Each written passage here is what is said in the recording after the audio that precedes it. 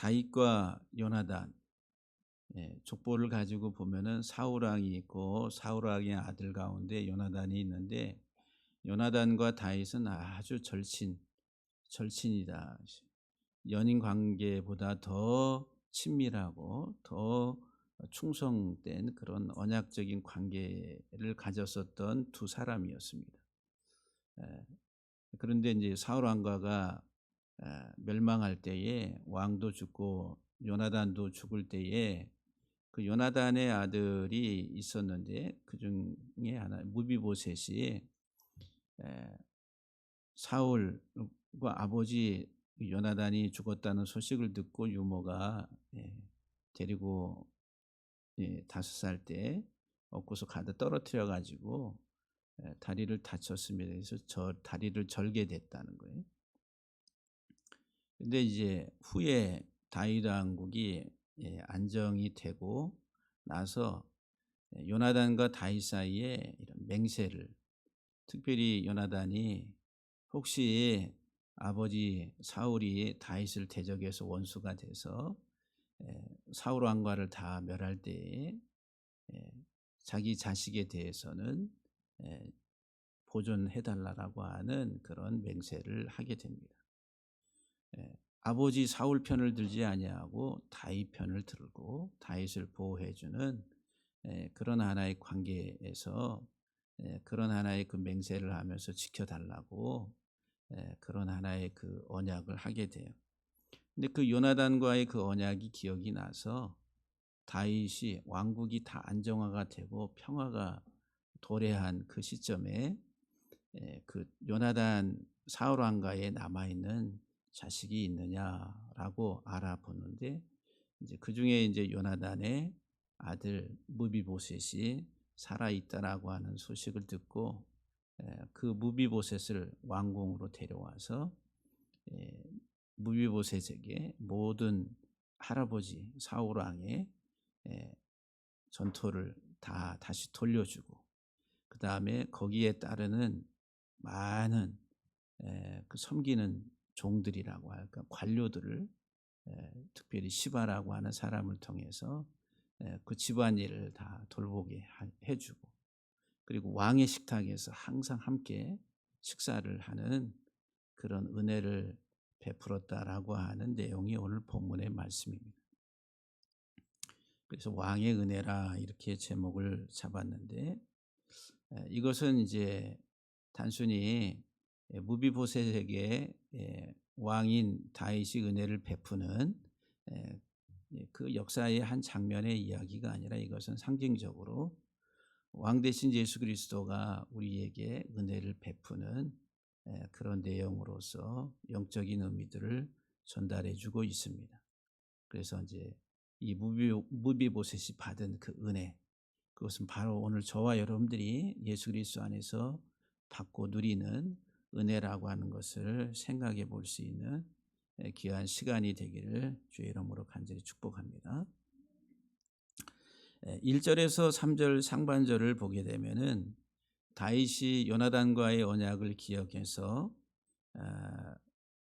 이 요나단의 집안에 살아있는 요나단의 자식이 있는지 알아보라고 하는 이런 명령을 내려서 이제 그 시바라고 하는 사울 왕과의 종이라고 표현됐지만 관료입니다. 관료.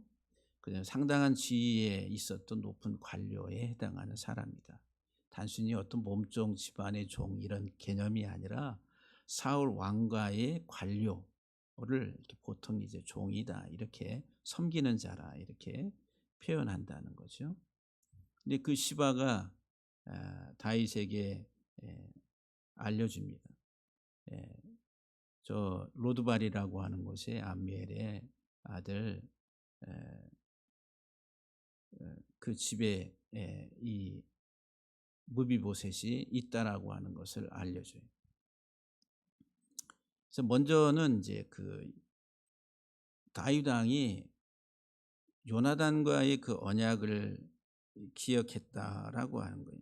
사무엘상 20장에 보면은 그 위기 상황 속에서 요나단과 다윗 왕 사이에 언약을 에, 이제 말로써 이렇게 맹세하는 그런 내용이 나옵니다. 아까 이제 서두에도 말씀을 드렸지만은 아, 사무엘상 20장 14절에 보면은 내가 사는 날 동안에 너는 다윗은 여호와의 인자하심을 내게 베풀어서 나를 죽지 않게 할 뿐만 아니라 더 나아가서 다윗의 대적들을 다 물리칠 때에 근데 이제 요나단의 아버지가 다윗을 대적하잖아요. 그러니까 다윗의 대적이 돼 버렸어요.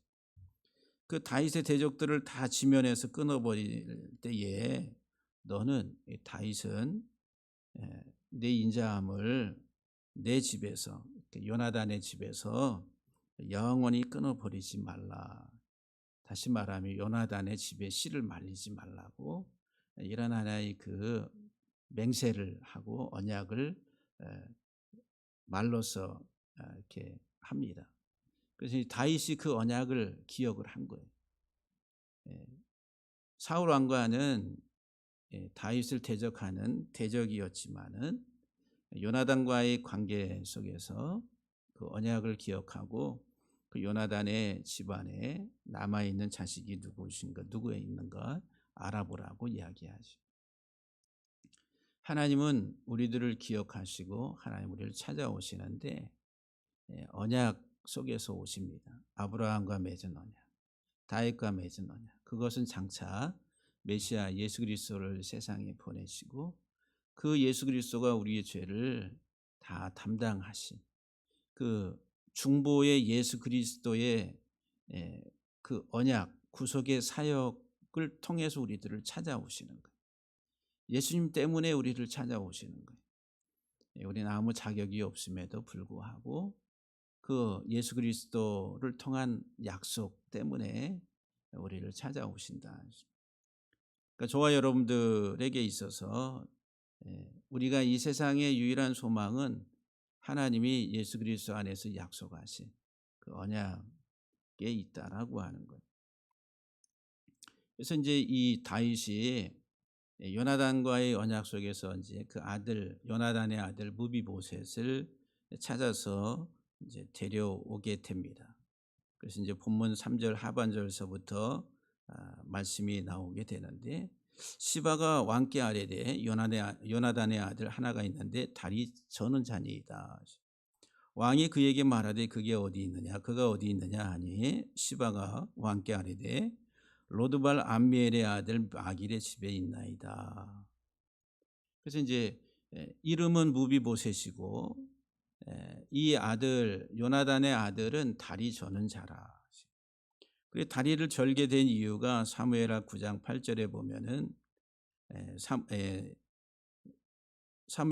상에 보게 되면은 이 원인이 뭐냐면은 다윗과 이제 그 이 사울 왕과 요나단이 전쟁에서 죽었다는 소식을 듣고 유모가 들쳐엎고서 도망가다가 떨어뜨려서 사무엘하 4장 4절에 보면은 나오는데 그래서 다리가 상하게 됐다는 거예요. 그래서 이제 다리 저는 자가 됐다라고 말을 합니다. 그래서 이제 이 다리 저는 자라 이 말은 어떤 처음서부터 태어날 때에 소아마비가 된 것이 아니라 그 5살 때에 유모의 등에 떨어졌다가 거기에서 이제 다리를 상하게 돼서 전원자가 됐다라고 하는 거예요. 그래서 이제 그 이 다윗의 이런 은혜를 받고 나서 이 무비보셋이 다윗과 함께 엎드려 가지고 고백하는 말 가운데 9장 오늘 본문 9장 8절에 보면은 개 같은 나를 죽은 개 같은 나를 돌보시나이까. 자기를 어떻게 표현해요? 죽은 개 같다. 그래서 이제 이 저는 자라라고 할 때 다리를 저는 자. 이건 다리 다친 두 다리라는 거예요. 그 다쳤다 이 말은 이렇게 낙하 때리다, 치다, 죽이다 이런 뜻이거든요. 그러니까는 상한 또는 죽은 이런 개념을 다 가지고 있어요. 그러니까 이 무비보셋은 자기가 저는 다리를 가지고 있는 자기 상황을 죽은 개 같다. 죽은 개 같은 나를 돌아보시나이까라고 이렇게 자기 자신을 표현을 합니다. 이것은 이제 죽은 개 같다라고 하는 이 표현은 무비보셋은 왕가의 자손이잖아요. 그러니까 왕가의 자손인데 왕권, 왕족으로서의 품위와 권위를 다 상실해 버린 거예요. 그러니까는 자기의 어떤 정체성 이런 것들이 다 허물어져 버리고 단순히 육체적인 장애를 가진 것 것에 어떤 국한된 것이 아니라 정치적인 어떤 정신적인 그런 부분에 있어서 모든 게 다 무너져 버린 상태를 설명하는 단어다라고 볼 수가 있습니다. 그러니까는 의욕과 소망과 어떤 이 세상에 살아가는 데 있어서 모든 게 다 절망적인 그런 상황, 죽은 개 같은 상황이다라고 그렇게 표현을 하고 있습니다. 무비보셋의 삶의 인생의 모습이 그렇다라고 하는 거예요. 그러면 지금 어디에서 살고 있냐면은 로드발이라고 하는 지역, 로드발.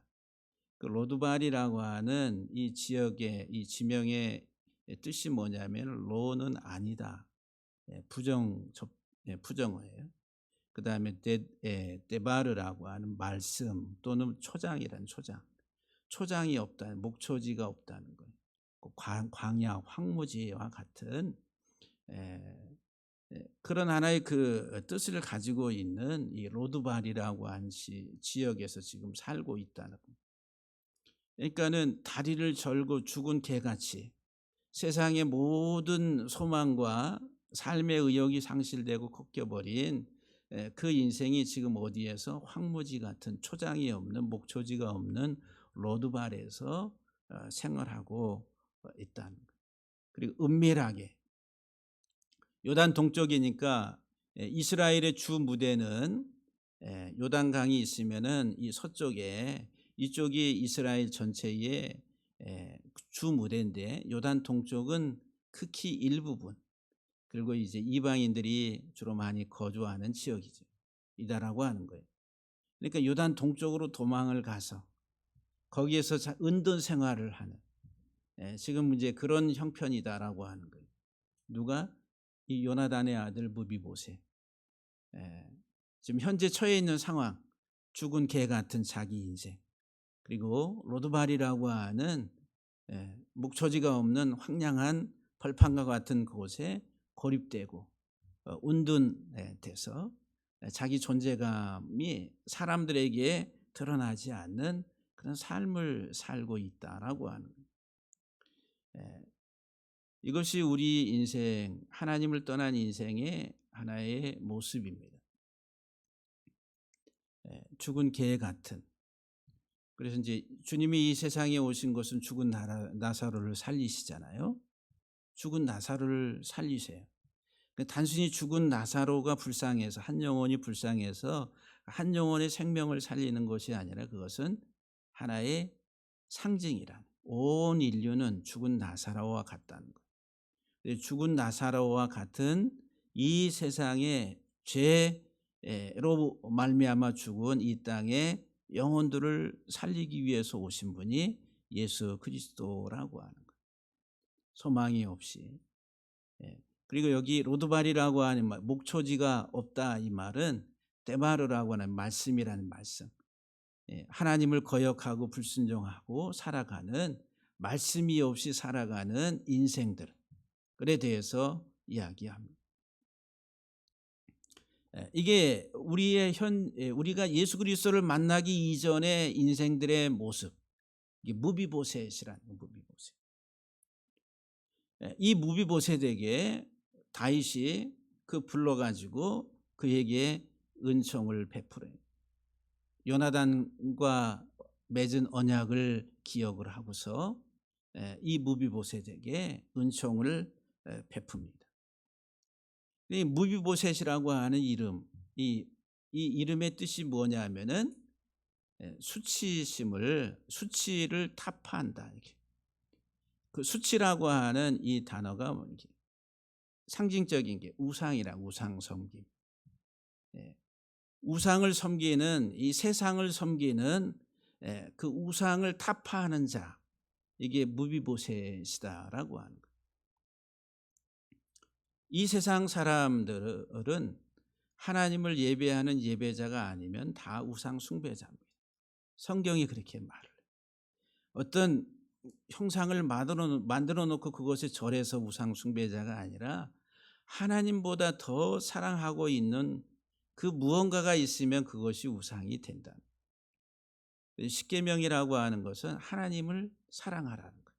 마음을 다하고 뜻을 다하여 온 힘을 다해서 주 너의 하나님을 사랑하라. 근데 거기에서 벗어나게 되면은 이제 우상 숭배자가 돼. 간음하는 자가 되고 살인하는 자가 되고 탐하는 자가 되고. 예. 그래서 우상 숭배자의 삶을 살게 된. 특별히 이 무비보셋의 아버지 요나단의 아버지는 사울 왕이었어요. 하나님의 부름을 받아서 이스라엘의 초대 1대 왕으로 세움을 받은 왕이었다는 거예요.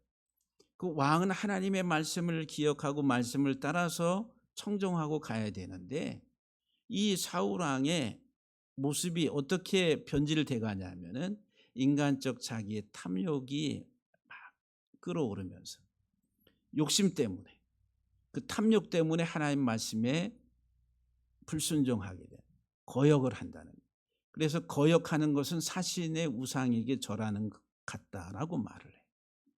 그러니까 살아있지 않는 죽은 신과 이 세상에 있어서 아무 영향력을 주지도 못하는 그런 우상에게 절하는 것과 같다. 우상 숭배라는 거, 우상 숭배. 그 우상 숭배로 인해 가지고 요나단도 죽게 되고 그리고 요나단의 아들인 이 무비보셋도 어떻게 됐어요? 다리 저는 자 불구가 됐다는 거예요. 가장 비극적이고 비참한 삶을 살아가는 인생으로 전락돼 버린. 이게 우상 숭배의 비극이다라고 하는 거예요. 그런데 하나님은 이 우상 숭배의 비극 속에 살아가는 인생을 다시 그 우상을 타파하고 다시 지위를 회복시켜 주시는 그 은혜를 베푸시는 분이다라고 하는 거예요. 그래서 이 무비보셋이라고 하는 이름의 뜻이 우상을 타파하는 자, 우상 타파하기 뭐 이렇게 표현할 수가 있어요. 무비보셋이라고 하는.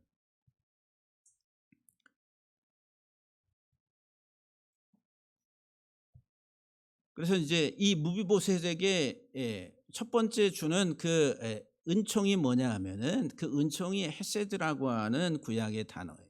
은혜 또는 자비 또는 인자, 여호와의 인자하심이라고 할 때 그 인자라고 하는 단어가 이 헤세드. 여기서 이제 은총이라 이렇게 번역이 되어 있어요.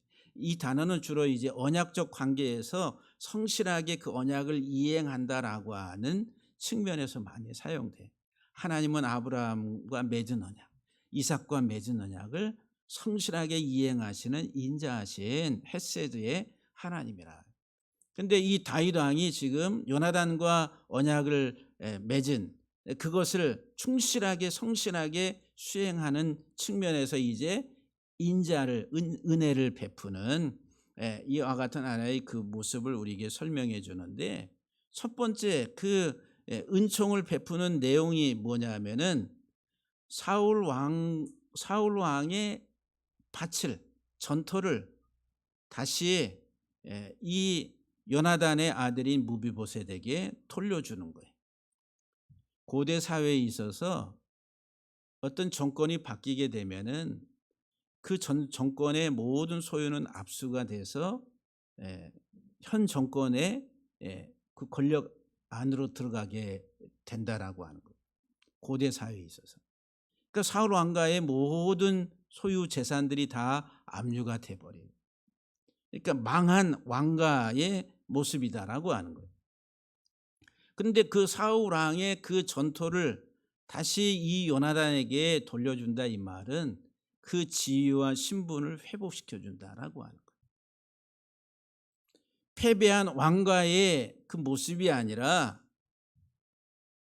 오히려 이제 그 다윗 왕과의 왕권의 합법적인 상속사로서의 신분과 권리를 인정해 주는 그런 하나의 은혜라고 하는 은혜. 도망가서 또는 피신해 가지고 은둔하며, 왜냐하면 자기가 드러나게 되면은 자기는 이제 다윗의 왕가를 대적했던 대적의 집안이니까 잡아 가지고 죽일 수가 있단 말이에요. 그러니까 피신해서 은둔해 가지고 사람에게 드러나지 않는 그런 삶을 살아야 됐다라고 하는 고대 사회에 이런 왕족 체제가 지금도 유지되고 있는 나라가 한 군데 있다라고 하면 북한이라는, 북한. 봉건 국가 체제, 그냥 공산당도 아니고. 그래서 이제 이 1대, 2대, 3대로 내려오면 김씨 왕조에, 그래서 만약에 그 형제지간에 또 이복 형제지간에 뭔가 좀 특별하게 탁월하게 무슨 움직임이 있다 싶으면 다 어떻게 돼요? 다 죽이는 거예요. 그래, 김정남도 죽이고 다 죽이고, 그러면 살아남으려면 어떻게 돼요? 해외로 다 떠나간다. 이제 그런 이제 상황이죠. 지금 이 무비보셋이 그런 위치에 있었는데, 다윗이 이 무비보셋을 불렀을 때 무비보셋은 어떤 마음이 있겠어요? 두려움이 있었겠죠. 아, 나를 불러서 이제 나를 완전히 이 세상에서 없애버리는 그런 하나의 이 결단을 내려서 처단을 하지 않을까라고 하는 두려움이 있었을 거란 말이에요. 근데 이 다윗이 무비보셋에게 두려워하지 말라 이렇게 말을. 그러면 그에게 이 할아버지의 그 소유 재산에 대해서 이 다시 돌려준다. 어마어마한 거예요. 엄청난 하나의 회복 특권을 부여하는 것과 같다라고 하는. 이것은 오늘날 우리들의 신분도 마찬가지. 무비보셋 같은 나를 하나님이 불러서 신분을 회복시켜주는 왕 같은 족속이라 하시. 저와 여러분들을 하나님의 왕국의 왕족으로 우리를 다시 회복시켜, 지위를 회복시켜주는, 그리고 현실적인 우리의 삶에 있어서 경제권도 다시 회복시켜주는 그런 은혜를 지금 무비보셋에게 이 다윗 왕이 베풀고 있다라고 하는. 하나님의 말씀 안에서 이제 이 무비보셋의 이름의 뜻이 뭐예요? 우상을 타파하는 자라. 세상의 물질이 아니라, 세상을 사랑하는 자가 아니라 하나님을 사랑함으로 인해서 예수 그리스도 안에서 우리의 모든 지위가 회복이 되는 영적인 것, 이 세상에서도 우리의 지위와 신분이 회복되는 그런 은혜와 복이 저와 여러분들을 가정에, 또 우리 교회에 임하기를 주의 이름으로 간절히 축복합니다. 그러면서 이 두 번째 은총이 뭐냐? 왕의 식탁이라니. 왕의 식탁에 이제 네가 나와 함께 항상 이 왕의 식탁에서 같이 밥을 먹을 것이다라고 말을. 왕의 식탁. 이 왕의 식탁에 함께한다라고 하는 것은 엄청난 것이다라고 하는. 왕과 함께 식탁에서 같이 밥 먹는다라고 하는 것은 그 사람의 지위와 그 왕과의 관계를 아주 명확하게 보여주는 중요한 하나의 그림이다라고 하는 것. 죽은 개 같은 나를 왕의 식탁에, 왕의 자녀로 그 신분을 격상시켜서 항상, 그래서 오늘 본문에서 뭐라 그래요? 항상 왕과 함께 같이 식사하며 예루살렘에 살았다라고 그렇게 말을 해요. 왕궁에서 왕과 함께 식사한다는 것은 모든 것들로부터 안전하고 정치적인 위협이나 적대감이나 그 어떤 것들도 해할 수 없는 그런 가장 안전한 곳이다라고 하는. 왕과 함께 같이 운명을 같이 하는 사람이라. 그래서 현실 정치에 있어서도 누가 제일 이 현재 이 정권에 있을 실세라고 말을 해요? 대통령 가장 가까이서 매일 식사하면서 이야기 나누는 사람이 누가 있을까요? 예? 비서실장? 와이프보다도 비서실장이겠죠. 비서실장이. 그래서 비서실장이 그렇게 힘이 있는 존재라고 하는. 근데 지금 이 무비보셋이 지금 매일같이 왕과 함께 식탁에 앉아서 식사를 한다는 것. 그의 위치와 그의 권위와 그리고 그의 안전함과 그리고 그 왕과의 친밀함, 그 모든 것들을 다 누리게 돼. 죽은 개 같은 나였다라고 그러는데 지금은 가장 고귀한 자리에 올라가요. 하루아침에 모든 것들이 다 뒤바뀌어 버려요. 엄청난 변화를 지금 이 무비보셋이 맞이하게 됐다라고 하는 거예요. 이것은 저와 여러분들이 예수 그리스도 안에서 갖고 누리게 되는 구속의 은혜란. 예수 안에서 내가 하나님께로부터 받은 이 은혜 은총이라고 하는 것은 세상에서 줄 수 없는, 또 세상에서 내가 구할 수 없는 것이다라고 하는 거예요. 그래서 하나님은 우리 한 영혼을 천하보다 귀하다. 이 온 세상보다 귀한 게 내 한 영혼의 생명이다.